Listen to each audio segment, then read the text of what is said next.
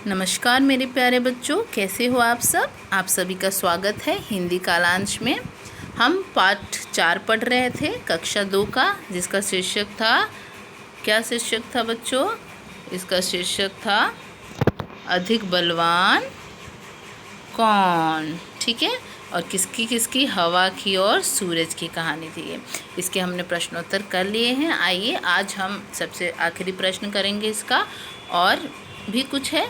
आइए देखते हैं क्या है। सबसे पहला प्रश्न, बलवान की जगह हम ताकतवर शब्द का इस्तेमाल करते हैं ना। मतलब बलवान और ताकतवर एक ही जैसे शब्द हैं। अगर हम एक सेंटेंस में लिखते हैं कि राम बहुत बलवान है, और हम लिखते हैं राम बहुत बलवान की जगह लिख देते हैं ताकतवर है, तो दोनों का मतलब सेम है। मतलब बलवान बोल लो या ताकतवर बोल लो, ठीक है। तो वैसे ही बहुत से शब्द होते हैं जिसकी जगह अगर हम दूसरे शब्द का इस्तेमाल करते हैं तो दोनों का मतलब, दोनों का मीनिंग, दोनों का अर्थ बिल्कुल सेम होता है। तो हम उन दोनों का प्रयोग एक दूसरे के स्थान पे एक दूसरे की जगह कर सकते हैं। जैसे मैं आपको ऐसे पानी का एग्जाम्पल देती हूँ। जैसे पानी, हम बोलते हैं पानी ही जीवन है और जल ही जीवन है। तो तुम्हें पता है जल और पानी दोनों का अर्थ एक ही है, तो हम जल की जगह पानी भी इस्तेमाल कर सकते हैं। तो ऐसे ही शब्दों के बारे में हम पढ़ेंगे। अभी कुछ शब्द आएंगे, उसके बदले में दूसरे शब्द दिए हुए हैं, और फिर आगे हम इसका पूरा विस्तार पूर्वक पढ़ेंगे। ठीक है, तो अधिक को और जगह कौन सा शब्द यूज हो सकता है? ज़्यादा, फ़ायदा, मुनाफा, नमस्कार, नमस्ते, शरीर, तन, झगड़ा, लड़ाई, सर्दी, ठंड। तो ये इसके ऐसे शब्द हैं जो एक दूसरे की जगह यूज़ हो सकते हैं, जिनका अर्थ समान है।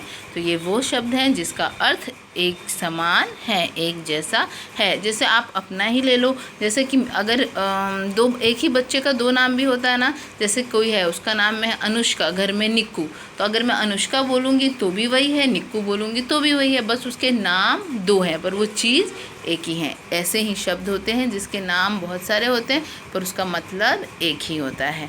तो ऐसे ही शब्दों को हम क्या कहते हैं? समानार्थी शब्द। तो इसकी परिभाषा क्या हुई? सोचो।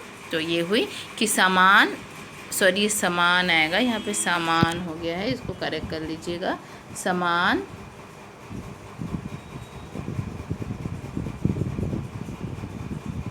ठीक है, समान या एक जैसे अर्थ बताने वाले शब्दों को समानार्थी या पर्यायवाची शब्द कहते हैं। अब यहीं पे देख लीजिए, समानार्थी और पर्यायवाची ये दोनों का मतलब एक ही हैं। तो ऐसे शब्द जिसका मतलब एक ही हो बिल्कुल, वो समानार्थी शब्द कहलाते हैं या पर्यायवाची शब्द कहलाते हैं। तो अगर मैं बोलती हूँ कि अधिक का पर्यायवाची शब्द बताओ तो ज़्यादा होगा, या अधिक का समानार्थी शब्द बताओ तो ज़्यादा होगा। ठीक है, आइए कुछ उदाहरण देखते हैं। क्या है ये? बिल्कुल सही, कमल। कमल को और क्या कह सकते हैं? जलज और नीरज। अगला देखते हैं, अगला है औरत। औरत को क्या बोलते हैं? महिला, स्त्री। बादल, बादल को क्या बोलते हैं? नीरद, जलद। शेर, शेर को बताओ? वेरी गुड, सिंह और वनराज। अगला क्या है? रात, रात को क्या बोलते हैं? रात्रि और निशा। पृथ्वी, पृथ्वी को क्या बोलते हैं? धरा, भू, धरती भी बोलते हैं। ठीक है, क्या? आग, आग को क्या बोलते हैं बताओ? अग्नि, पावक। ये क्या है? घर, घर को क्या बोलते हैं? गृह बोलते हैं ना, गृह कार्य, या आपका गृह कार्य मतलब घर का काम। और आवास, आवास मतलब भी क्या होता है? घर।